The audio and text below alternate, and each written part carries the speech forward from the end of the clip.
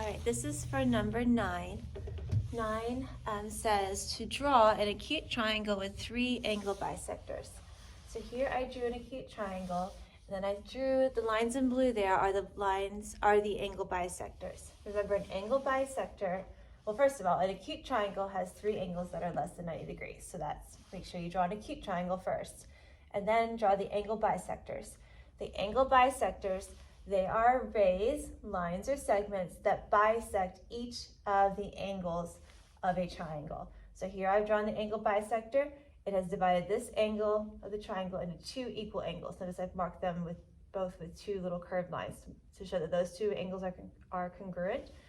I drew the angle bisector here of this angle, where this angle is equal to this angle. So that one's perfectly in half. And then here's the third angle bisector. All right, so I've divided this angle in half. I put 3 little curved lines to indicate that those are congruent. Now number 10 says to draw a right triangle with 3 perpendicular bisectors.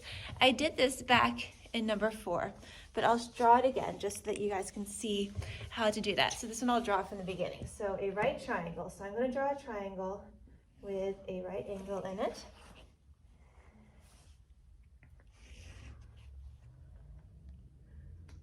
All right, so here's a right triangle.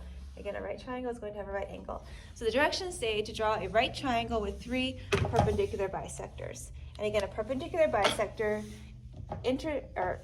bisects a side of a triangle at a right angle. So I'm going to start with this one.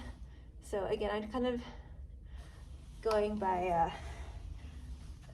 guessing where the middle of that is, but it should be pretty close here. All right, then I'm going to draw a right angle. It's always best when you're drawing this to use a straight edge, okay, because that will help your points of concurrency line up better. So there, I've drawn the perpendicular bisector of the hypotenuse. All right, so first I went to the midpoint, then I drew a line that was perpendicular to that midpoint of that side. So then I'm going to find, again, I'm kind of estimating the midpoint of that side, and I'm going to draw a right angle. Or sorry, a line that intersects that side of the triangle at a right angle. All right, so there, that was the midpoint. I drew a line that was perpendicular to that segment through the midpoint. So then I'm going to draw this, that those are 2 equal parts. All right, this is not turning out too well. All right, we'll adjust it in a second. All righty, and this one here should go right here. So my one side, I'm off a little bit on my midpoint on the one side. They should all intersect right here. Let me try this one again. Again, if I had measured it accurately, it probably would have been better. So it needs to be over here a little bit more. Okay, so it should go right through that same point there. There we go. All right, so there we go. There's a perpendicular bisector of that side. I'll finish this one off over here. All right, so again, I drew the 3 perpendicular bisectors, one on each side of the triangle, and notice they all intersect on the triangle.